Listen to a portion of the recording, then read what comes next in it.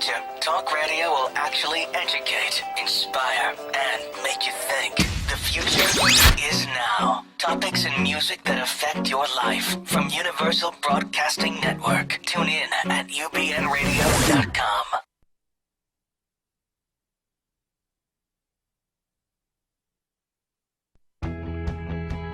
She's passionate about telling stories of amazing women who are rocking the world and empowering women to live, love, and thrive. Here's your host, Catherine Gray. Hi, and welcome to Live, Love, Thrive Women's Empowerment Hour, brought to you by 360 Karma. As always, we have exceptional guests on today. We have the mayor of West Hollywood, Lauren Meister, and later in the show, we're going to be talking with Amanda Barr of the RTB Financial Group, along with her husband and business partner, Adam Barr. So first up, please give a warm welcome to the mayor of West Hollywood, Lauren Meister. Thank you so much for having me. Oh, you bet. You bet. I've been wanting to have you on the show. I know it's hard to get on that busy schedule of yours. It is. The calendar has been pretty full. Yeah. Yeah. I can't imagine why. That would probably be my first question. It must be keep you busy to be the mayor. And it must be difficult to like go out into West Hollywood. And I mean, you know, when you're the mayor, I mean, everybody knows you. So it's hard to go anywhere and not be like, you know, you're famous. Well, Yeah? you know, when I'm walking in the morning, and I walk every morning, I'm in my sweatpants or whatever, and people sort of recognize you and they smile and, you know, say hello. But, you know, we're all like a big family in West Hollywood. Is it cool to be mayor? It is. Yeah. It is. It is busy. You know, you run the meetings, the council meetings, a lot of events to go to, and a lot of ribbon cuttings. Yeah. But, you know, you work it in. Yeah. When you were a kid, did you ever think one day you would be the mayor of a city? Never. I never did. I grew up in Brooklyn, New York. Yeah. And would have, you know, we're in a big city, and I would have never thought that I would have ended up in politics. Yeah. And I know that you hate the word politics, and I'm in that same boat with you. I hate that word. It's like, you know, what you do is so much more important, and so politics always have like that negative connotation, right? Especially after this past year. And, you know, it's one thing I find about you, Lauren, is so refreshing, is you're just so authentic and down to earth, and you're not like a politician that people think of, I think, you know? It's like, it's nice. Well, thank you. Yeah. I don't look at myself as a politician. I look at myself as someone who worked in the community and worked my way up in the community. Yeah, you did. Yeah. You've done a lot of work in this city. Yeah. So I think people would be interested to know, because a lot of women want to get into politics, or we hope a lot of women want to get into politics, and I want to encourage them to do so on this show today, because we need more women.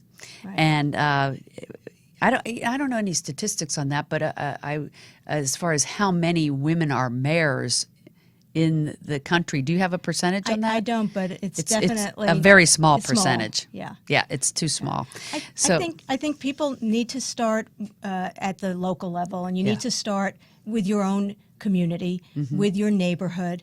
I started out when I bought my house in West Hollywood. I got involved in CERT training, which is the Community Emergency Response Team, so I would know what to do in case there was an earthquake. Oh, Then wow. somehow I got involved in Neighborhood Watch. I became a Neighborhood Watch captain. And you were the president of and that, then I right? became the president of that Residents Association, which was a fairly large part of West Hollywood, and I just started going to all these meetings, and especially Planning Commission meetings and Public Safety Commission meetings and City Council meetings. And when you go to all those meetings, you find out what's going on not only in your neighborhood but in all the neighborhoods in the city. Oh, that's interesting. Now, I know you were telling me that one of the reasons you got involved is you had been a renter in the city, but once you bought some property, you felt a vested interest in, hey, what's going to happen in my community? Right. And so that kind of perpetuated you getting involved. Yeah, and once you do get involved, you can't get uninvolved. Right. You can't take your head out of the sand and put it back in. Right. So Once you know, once you know. you know. Yeah. And then I ended up on the Public Safety Commission as a commissioner, and on Planning Commission. I just became fascinated with what was going on in the city in terms of planning and zoning, and that's really how I got involved. And so it started off with you working on things in the neighborhood, and then being on different planning committees for the city. And then you decided, I want to be on the city council, right? Which Right. then and ultimately leads to one being the mayor. Right. Well, what Right. happens is you realize at some point that you're, even though you're involved, you're on the outside, and there's only so much change that you can affect from the outside, and so it's important to get on the inside. Right. And really, it was a natural progression. Yeah. Becoming involved with the neighborhood, becoming the president of the Residents Association, where I learned all about traffic issues, parking issues, quality of life issues that are important to all residents. of the residents of the city. Whether you're renting or buying. Right, absolutely. Right. Yeah. Yeah, and it's interesting because, a lot of people will just vote in a national or a state election for Congress or Senate, but they don't often, a lot of people do not vote for their local elections for the council. And I know one of the things that you wanted to, put an emphasis on is how important it is to your quality of life. Right. Who you put in there and what they're striving to do is important to you as a citizen of a community, any community that you're in.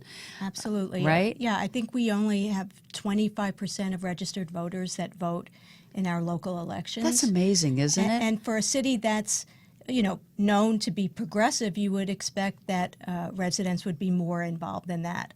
Yeah. I think that if you have opinions about development, about things going on in the city, Right, development, overdevelopment. right, exactly, then you need to vote because Yeah. it does make a difference. Right, need to vote for the people that believe what you believe. Right, So you have to kind of absolutely. investigate what their thoughts are and. Yep. Yeah. And also those council people appoint commissioners and Yeah. appoint board members, and those people are also on the inside, affecting change. So you want to make sure that who they appoint Right. reflects your values. Right. So if you think there's not enough parking, if you think the trash isn't picked up enough, if you think there's issues with dog walking, whatever it is that's your quality of life or the value of your properties or any of those things, then it's important to be involved in local government, either as a voter or a participant. Right. Yeah. And and we have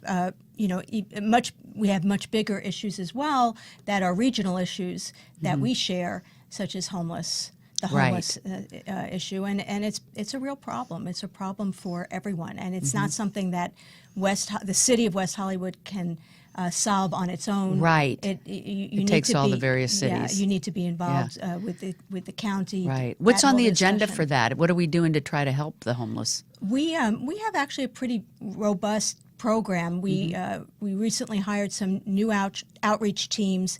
They come into the city. They talk to the homeless people. They tell them what services they can have access to. Of course, For food and shelter. Yeah, and they try to get them into shelter. It's not always so easy. I mean, there's, being homeless is just one component for a lot of the homeless. It's also about social services needing services because there's mental illness, there's drug addiction. Right. So All of those things. All of those things. Right. Yeah. And so as the mayor, it's kind of your responsibility to make sure that the city of West Hollywood is doing its part for issues like that. Right, and Yeah. it's really the responsibility of the entire council. Right. As mayor, I'm still one of 5 votes. Right. The only extra power I have is holding the gavel Yeah. on Monday nights. But Yeah. yeah, Well, that's cool, though. yeah, that's pretty cool. So you were telling me as a kid, you kind of were an organizer. It was kind of an innate thing for you, right? Yeah, I Getting think people together and Yeah, I mean, even when I was renting, I was always the one walking around with the petition to get the landlord to paint the building. Yeah. And I've just, I was kind of a shy kid. Yeah. But Really? That's hard to yeah, believe. I know but- it is hard to yeah. believe. And I got into market research. That's my profession. Mm-hmm. So part of market research is listening to what people have to say about products and services. Oh, true. I see It's the all crossover. It's all about Yeah. opinions and taking those opinions and taking action. What do you think in your life that made you the person that you are today, that is interested both in your professional life and in your political life, that you're interested in gathering information and finding out what other people think? Is there any clue to, what in your upbringing or background brought you to what you do? Because there usually is some type of situation or challenge or something that somebody has that brings them to the work they do. Well, I guess it's how I was raised. I mean, my family were very close. My parents and my grandparents always felt that education was very important. My grandfather in particular was very much one of those people that said, look it up. Yeah. You'd ask a question, he'd be like, look it up. Uh-huh. Because he didn't want you to just get an easy answer. Right. He wanted you to find out. Invest some time yourself. in it. Right. Yeah. And, so you'd remember and learn. yeah, exactly. And Yeah. I think that was probably a big influence on me. They say that the most important thing to people is that they felt heard, listened to and heard and seen. And so it sounds like you're that's an expertise of yours, is gathering information from people so that they feel they have a say-so and that they feel seen and heard. Yeah, I mean, I think that's what our job is. Yeah. As a council member. I Yeah. mean, we are, that's why we were elected. Right. So Yeah. So if a woman wanted to get into politics, what would be your advice to them? get involved in what you're interested in, because I think if there's interest, it shows. Right. Like you have different committees within the city that are planning committees. So it Well, could there's be planning. There's planning. There's public safety. Right. There's human services. There's housing and rent stabilization. So find that committee or board or commission That and speaks start, to you. right, and start attending meetings. And as you become more knowledgeable, then people start noticing you as Right, well. right. And then you gain that confidence to be able to speak in public.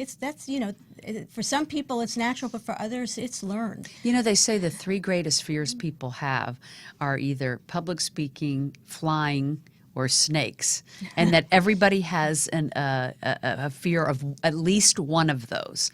And it's snakes for me, but for most people it is public speaking. Yeah. Public speaking is not easy, Yeah. and you have to take the bull by the horns. And what I would do is I would always write my thoughts down, so that when I would go and speak in front of a commission or in front of council, I was organized and had everything I wanted to say. And I also tried to do it in a very objective way. Right. The less emotional and the more objective you are, and the more facts you provide, Right.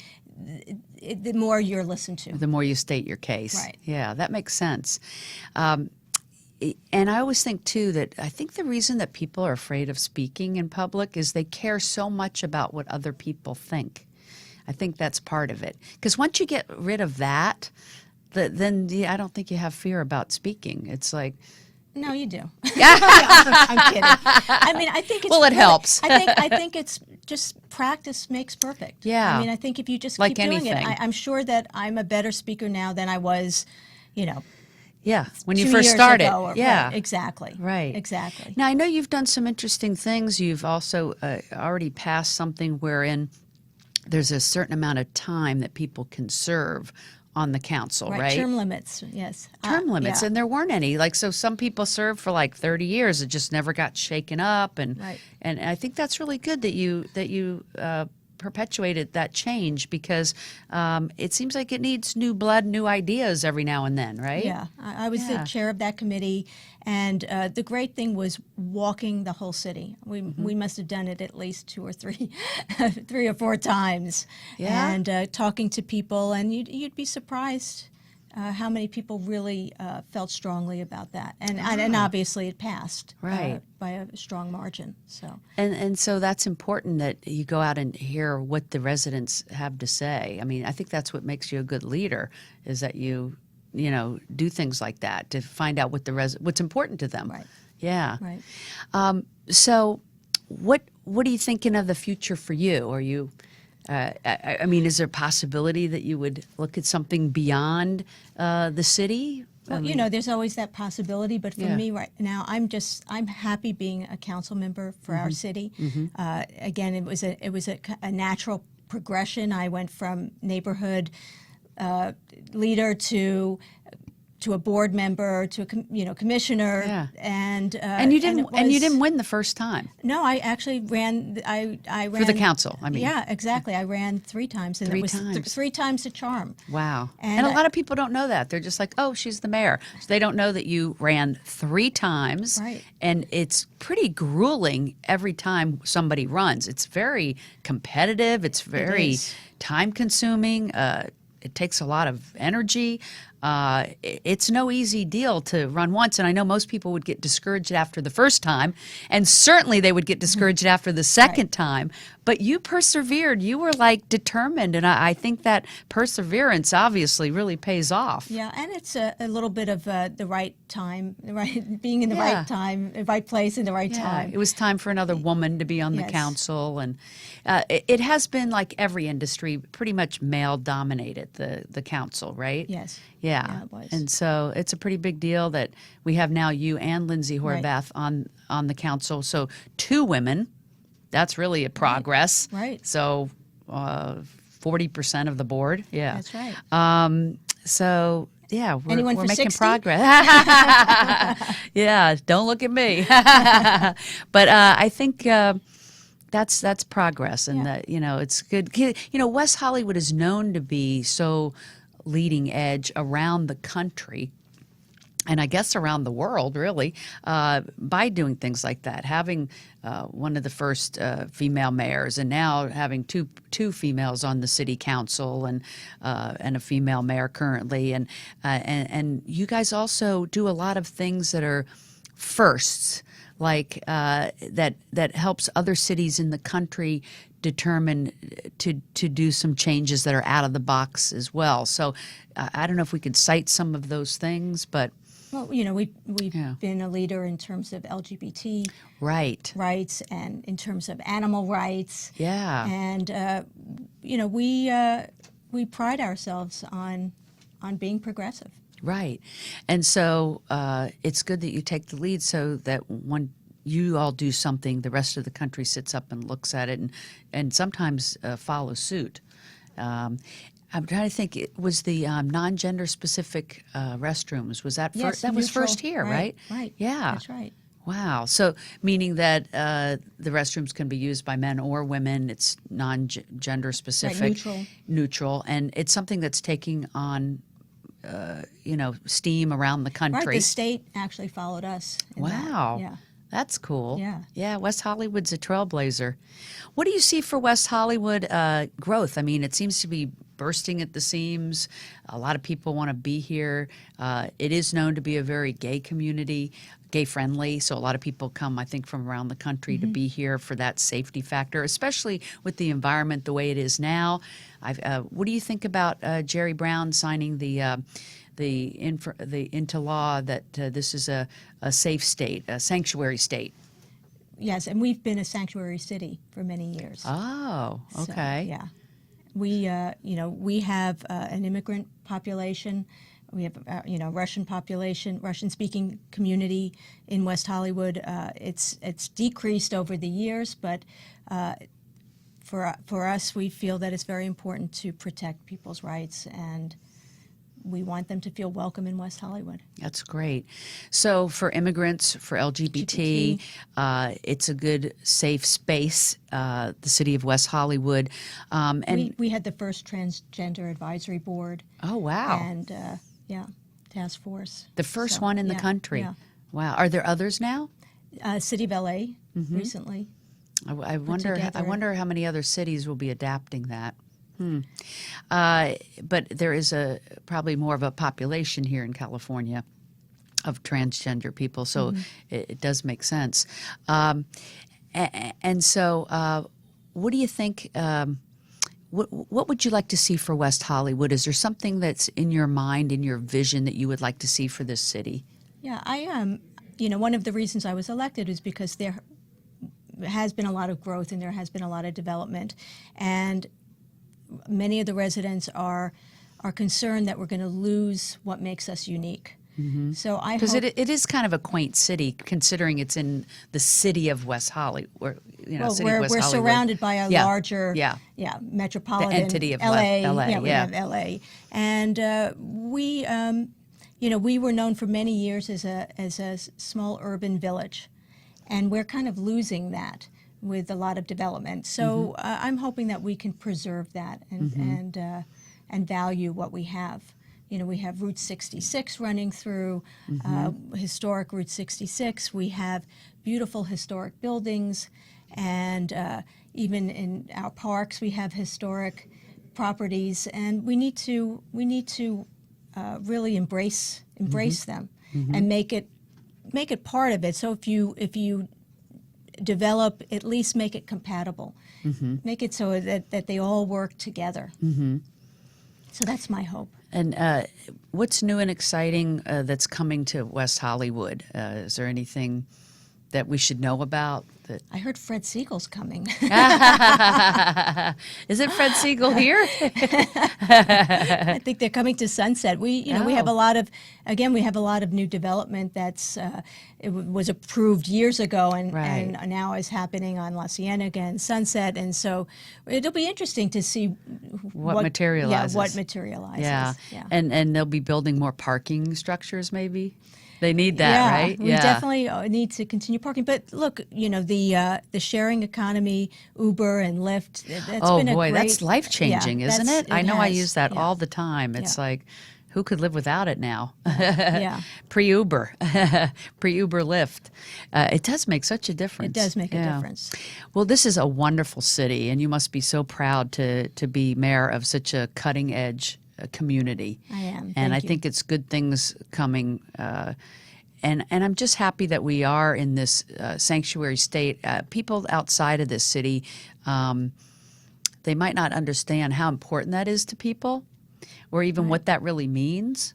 But as an explanation, it means that LGBT people and immigrants and people that might not feel welcome in parts of the country are safe here. That's what it means, right? Right. So that there's the more vulnerable are welcome.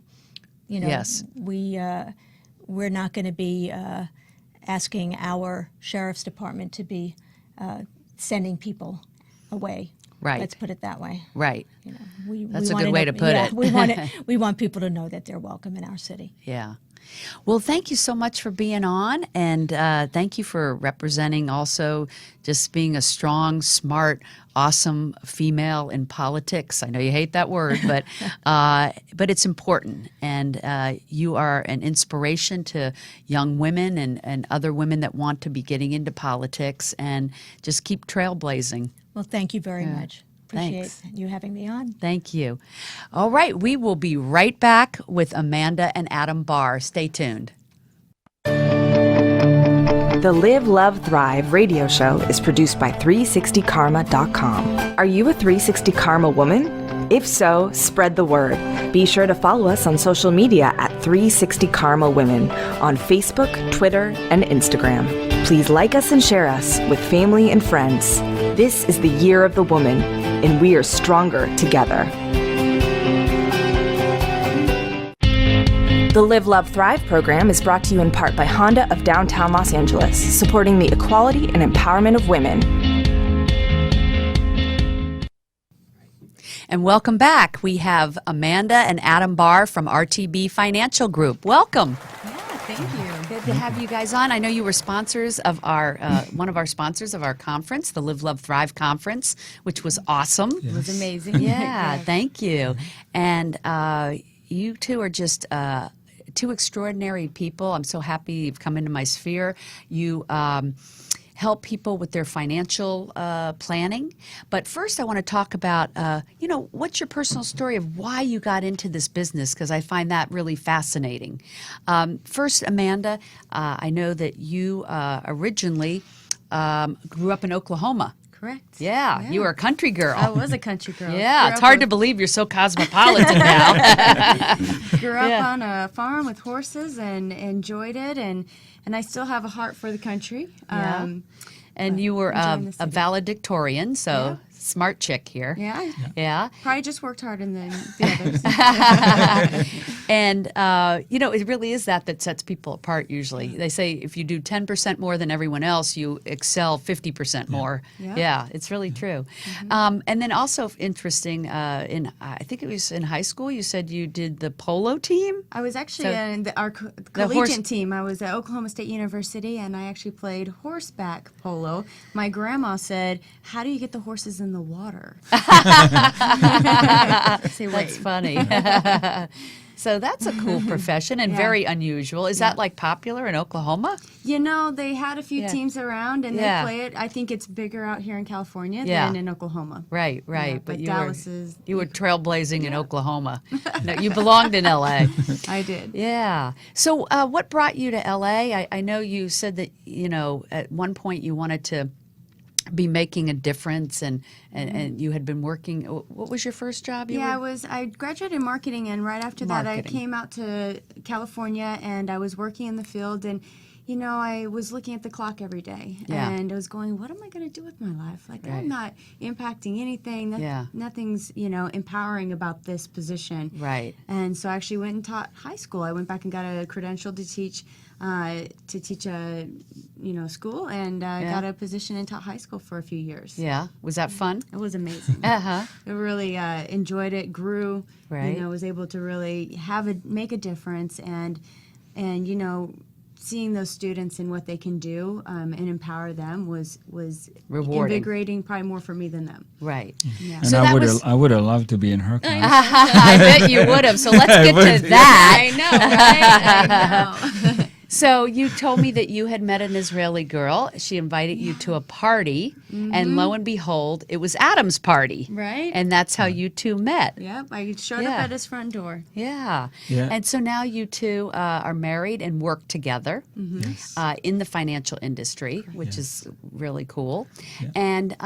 And so tell me how. So when you met. Yeah. You were already in the financial industry. I was in And the your financial- story is really unique and amazing and extraordinary. I always say it's things that happen to us that are our challenges that sometimes bring us to what we're meant to be doing. Yes. And you are certainly the epitome of that case, right? Yeah. So tell everyone how you got into the financial business. So my history, I grew up in a very poor neighborhood in Israel, and had a few mentors that inspired me to come to America and get into the entertainment world, theater, performing arts. And one little caveat, you were Mr. Israel. Yes, yeah. I was. Thank we have you. to mention that. Thank you. Hey, that's a great tidbit. Yeah. Thank you. And I know you're humble, so Thank I you had very to much. bring it up. Thank you. And so I lived in New York for about 10 years doing some theater and shows and travel all over the United States with performance. Oh, and you were on Broadway? I was doing some Broadway shows. Yeah. Yes. Oh, wow. And, Tell me one of the Broadway shows you were on. Like, what did you? So we were doing Broadway tours and Broadway off-Broadway tours. stuff. What kind of So shows? We did Joseph and the Amazing Technicolor Dreamcoat. yeah, yeah. We did Fiddler on the Roof. Okay. We did Pinocchio off Yeah. Broadway. Oh, fun. Yeah, so a lot of fun stuff. Yeah. So you were loving it. I was absolutely loving it. Yeah. Yes, that was my dream. I came to New York with about 300. I don't remember if it was $300 or $400 in my pocket, with no Yeah. English, with no family or At friends. 300 or 400, it really doesn't It matter. really matters. I thought it was going to last me for at last least a year. Oh my You gosh. know, and I found out the hard way that I needed to plan better. Right. And, I got... Well, when you say you found out the hard way, so you had an accident. I had an accident. I was And- elbowed in a basketball game. Someone Okay. crushed my larynx, my throat. Oh my. And so you couldn't sing anymore. I couldn't sing nor speak Oh my gosh. for almost a year. Wow. And And so that really, obviously, I mean, to say the least, it would be devastating to anybody. But here you were a singer, and that was your dream, and you had that taken away. But as all things in life, it pushed you in a new direction. Yeah. So let's talk about what made that shift. I believe it was the beginning of the transformation, because, when something so significant happens to your voice, which is confidence and the ability to communicate, it does provide you an opportunity to do a lot of soul searching. Mm-hmm. And I've done a lot of that, and I wanted to dedicate my life to contribution to others. Mm-hmm. And I realized how unplanned I was in terms of, security, peace of mind, financial empowerment, and Right. I wanted to learn it. I started reading a lot of books about, how to be successful in life, how to do well, how to, if you read the book Think and Grow Rich. Mm-hmm. And now you're even working on your own book, right? Yes. So you've kind of come full circle. Full circle. I know you both have a book, and we're going to talk Yeah. about that. But yours actually is, I would assume. So here you lost the profession that you wanted to do. It pushed you in a new direction. And I know you shared with me the reason that you went into the financial part of the business to help other people was that you found yourself in such a bad situation of not having that security and that coverage yourself when you had the accident, that you wanted to make sure that didn't happen to other people. Correct. And so you always come from a great place of wanting to help other people for the right reason, and I like that. And it seems like something that you both have in common is that wanting to help other people, and that's a nice common denominator in any business. But what you guys do does help empower women and other people, and that's why obviously we're talking about this today. Yeah. Yeah. I say often that we make a living by what we get, and we make a life by what we give. Mm-hmm. And, every adversity, and I talk about it in the book, every adversity that we come through or that we encounter, it's an opening, it's a gateway for new opportunities and for new contribution to others. And that's the journey and the legacy that we have. We really have Right. a gift to be able to give others.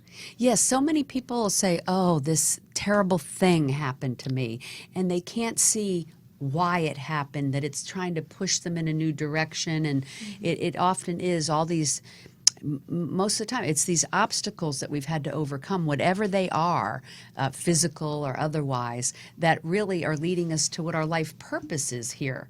And so it's so interesting that people often want to shove it aside and not look at it and, oh, that was too painful, rather than shed some light on it, bring it over here and say, well, what am I meant to do with this? So it's good that you put it into a positive outcome. Yeah. Yeah. Yeah. Now, you, Amanda, uniquely, people wouldn't know just to meet you or look at you, have had diabetes since you were 2 years old. Correct. And so that would sound like it's very challenging. Has it been challenging for you? You always have to keep a positive outlook, because in the scheme of having type 1 diabetes, it's really just about management. I always think, thank God I have type 1 diabetes, because I can check my blood sugar, I can go for a walk, I can do all the things to help manage it. And I can live looking like a fairly normal life. Most people don't even know I have it unless I want to share it. Right. And it's actually better to share it. So a lot of people around me do know I have it, because it's important for them to know, if my blood sugar goes out of range. But yeah. Right. Well, one of the unique things about when I met you is, I want to share this because there could be other diabetics out there that might benefit from this, is that you have a dog named Shug for sugar, which is so Right. cute. And that dog is trained to let you know when you need insulin. right? He lets me know actually both when it drops too low and when it goes too high. So he knows that he should indicate when it goes out of range by smell. So he can smell the change from the body, and then he'll paw or he'll bump me with his nose. And then we'll check. I'll say, let's check. We'll check. And he even goes and gets my checker sometimes. He'll go dig in my purse. Unbelievable. And bring the checker back to me if I'm not listening to him. I actually wish we had him on the show know. because he's always with you. He's in So the I never green- see you without him. I know he's in the green room. He's- So cute. We'll have to, everybody will have to meet Shug. We'll have to put up a picture. We'll have to put a picture up. So anyway, I found it fascinating when I met you that's what that dog does. And I think it's like not common knowledge out there that some dogs have this capacity. I mean, I know Shug's been trained. How was Shug trained to be able to detect that? Are there people that professionally train dogs? And is it only specific kinds of dogs? Like what kind of a dog is Shug? Shug is a British lab, and they say that labs usually have the best sense of smell. But what's most important is the sense of smell of the dog, but also the workability. So dogs that like to work, some dogs, they'd rather be on the couch, Yeah. hanging out. And It's kind of like people. yeah, Very much. He is a person. definitely a person. So it doesn't matter really the type of dog as long as they will want to do it for some type of treat or some type of reward. It's a lot of work. I always tell people, having a service dog, people don't understand the rules of medical alert dogs, and you're out in the public all day long, and it's tough on the dog sometimes. Right. It can be it's just something you work through, and I think he's been a growth opportunity for me. Yeah. As much good as he does for me, he actually does more for me as a person as well. That's cool. And so did you train him, or when you got him, he was trained to do this? Yeah, he was trained Right. when I got him, but you still have to work on it. Right. And who trains dogs to do that? Is there companies that do that? Usually there are companies that do. They'll usually have a facility, or they'll have trainers in their group, and then they'll have specific people that are training them. Kind of like a seeing eye dog. They'll take them one-on-one, or they'll do them in a group setting, depending on the company. I'm surprised it's not more well known that dogs have that capability. I would think more people that have diabetes would choose to have a pet that could tell them, if their blood sugar's low or whatever. I just find it fascinating myself. Do you find it on a daily basis that people are fascinated? Oh, yeah. And Yeah, that's because whenever actually- I'm with you, people are always like, "Oh, wow!" They're really blown away. And that's why I wrote the book, actually. Yeah, I was going to mention that. With Shug, with it's Shug. Shug and Amanda, and I contributed a little bit. Adam Yeah. did so, yeah. But Shug is a great author. yeah. Yeah. And what's the name of the book? It's called Battling Blood Sugars One Sniff at a Time. Battling Blood Sugar One Sniff at a Time. Yeah. And where could people get a copy of that? Well, it's getting finished right now, so Okay. we're actually getting ready to launch it probably in 2017. Okay, great. But it's written from his voice. What is it like to take care of a type 1 diabetic? Oh my God, I love that. Yeah, So and- from the dog's perspective. And From it's the a dog's children's book. perspective, and giving the Oh. children some confidence around, that nothing is wrong with them, that they could be empowered to be proud of whatever it is that they do in life, and be able to educate their peers and their friends. And it's You're a pretty great cool. ambassador for kids with diabetes, I think. That they could see, oh, look, she's beautiful, successful, smart. It's not holding her back whatsoever. And so I could do that too. So that's beautiful that you made a children's book for that. Yeah. Yeah. Are there other books out there, or did you find that was like a unique opportunity? There are a few, and they are more geared towards children, or even about. But with the dog. Yeah, with the dog. Yeah, uh-huh. just a couple, but they're Yeah. the more the merrier. Oh, I always say there can never be enough information out there to help people. Yeah. Right. Just like with the show, it's an opportunity to tell people that otherwise might not have ever heard of this. So, yeah. So, overall, tell me about how you all help empower women with their financial situations, like how you help business owners and individuals and just married couples, whoever, with their overall outlook on how to make sure they're secure for the future. Yeah. So, what we found out about money is that it's not so much about numbers planning, although that might be a byproduct, but it's really more about goal management, organization, and quantifications of those goals. So if someone, for example, says, I love my family, I want to make sure I have a great lifestyle, I want to make sure that I plan for this vacation or to buy a home or to, save for my retirement or for college, oftentimes we don't think about what would it take to reverse engineer that goal and to really, break it down to chewable bites, if you will, and small steps that could be implementable today. What I've can we always do heard today? the saying, by the inch, it's a cinch. Yeah. By the It's yard, just- it's hard. It's hard, right? Exactly right. I'm going to use that. And so, That's a good one, right? yeah, and so when we sit with our clients and we really understand their goals and objectives and aspirations, we really take all of the moving parts, if you will, into consideration, and we see where could we add optimizations, where could we minimize any inefficiencies, where could we mitigate the risks or unexpected events that might come about that we may not think about because life is busy, right? And so Yeah, and I always say, people can't be experts at everything, and most people are not financial product experts. And so why not go to an advisor that can help facilitate that and help with a big vision? It's like, business owners shouldn't do necessarily all their own marketing or all their own admin or whatever, because you can't do everything and do it well. And so most people do need that assistance. And I think it's about finding people that you connect with. I think there's someone out there for everybody. Yeah. And it's about having that connection where you relate to that person or people or group. So I know you call it RTB Financial Group, which is, I love it. It stands for Raise the Bar. Correct. And does it kind of encompass what you think about raising the bar? Correct, absolutely, because all of the planning that we do is we are trying to get Take you from here to point here. A to point B. Right, raising that bar. And and what is it really going to take us to get from where we are today to the future, and by what timeline, if you will, the individual or the business or the family or the foundation would like to accomplish it by. And that is where math comes in, Right. not only planning on organizations and education for our clients, but also where the math comes in and where the inefficiencies in terms of taxes and inflation and all of the risks that might be out there. So it might be like a woman or a family might say, okay, well, by this age, I want to have this much and be able to retire at so-and-so. And you're figuring out with where they are now, how they're going to get there in a bite-sized, comfortable way. Yeah, Does that kind of sum it up? Yes. Yeah. Okay. It's pretty good. Okay. And what is it that you would like people to know about your company as far as hiring? I know that we've talked about how this can be a good profession for women. And can we talk about that? That you Absolutely. guys do hire, Sure. because we're in a women's empowerment show, I'm going to say that you hire women.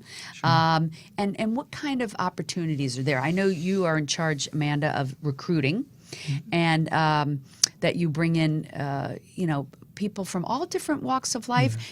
Even the age doesn't matter, which I think is really cool. So, yes, if you're young and you're wanting to start off new profession, but if you're midlife, a lot of times it's hard to find a job or start a new profession, but yet it is an opportunity in your company and in that industry for midlife women to also be able to step in and start a new career. And I think that's exciting. What types of positions would they have available to them? So before I speak about that, I just want to share with you, I was raised by a single mom. And my mom, I remember her going to look for work, and it was very, very hard for her. It took her many, many months to find something. And, and I don't know if that was so empowering for her in the process of finding something that she's passionate about in doing for herself and other people. And, what the financial industry really brings to light and the opportunity that it presents is that people could really be the entrepreneur that they want and really earn a very good living by doing well for other people. So, whether it's becoming a financial advisor or insurance professional or college planner or a managing associate or anything in leadership in the financial industry, there's a tremendous amount of opportunities that are available, and it could be intimidating because one who doesn't come from the industry might think, oh, well, I don't know much about the financial industry. And that's where we come in and we educate and we provide development and we have coaching and mentorship one-on-one on a regular basis until they feel very confident and comfortable to really be that light for their community. So they could take their skills of having been in sales or having been in admin or technology, a lot of different things that they could bring to the table in the financial industry, and the rest they could learn. Correct. Everything I say often, you know, we teach the things that you can learn. So, you know, what's important to us is integrity, the fact that someone is going to like other people and they want to do well for the community, and we say we do well by doing good. Right. And so I love that. It's about the people, like you all, that they have integrity and good values, and they're good people, and that they want to help people. Yeah. Yeah. Well, hey, that sounds like a great career path for a lot of people. So I'm glad that we're shedding some light on that. Yeah. I would also like to add, you know, as a woman myself and in the industry, you know, And still are. you know, women are really great at communicating.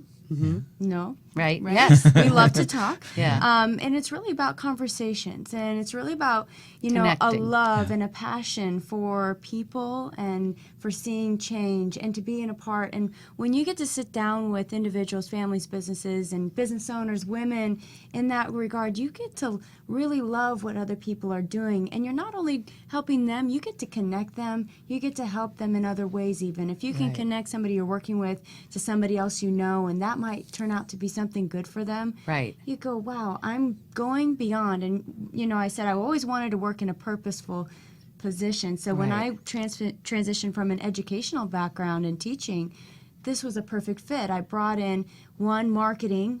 And marketing's fun. You know, you get to really say, how can I get out there and meet the people that I want to work with, that I want to be around, that I want to care for, and how can I help others, and how can I connect them to other people? So, yes, we, you know, will have our clients and we'll get to, you know, collaborate with others and, you know, make the world a better place in our sphere. And that's really powerful. And women, I think, empowering others and giving them that voice within their finances, you know, my question would be, you know, where are you? Right. You know, in your financial, do you know what's going to happen, you know, when it gets down the road? Are your kids going to be taken care of if you have kids? Right. And those are tough questions. And somebody's got to take you through that process. If not, it just becomes another thing on the to-do list that gets overcome by other things. Right. So you have to take the time. And we encourage those to take the time to really sit down and look at where they are and where they want to be. Well said. Yeah. Well said. I mean, that is all about how women empower themselves, is to know how they're going to get from here to there, and doing it with a partner that has the knowledge to help them do that. Yes. Yeah. Yeah, I love that. And I love the part about connecting people, because, you know, I'm all about that. Yes. I love that. Yeah. You're the queen of it. That's fun. That's fun. Having this person meet that person and having it behoove both of them and benefit both of them. Yeah. Yes. That's awesome. Well, thank you both for being on the show. Yeah. I really appreciate it. And I look forward to our conference next year. Yes. Yes. And Looking forward to it.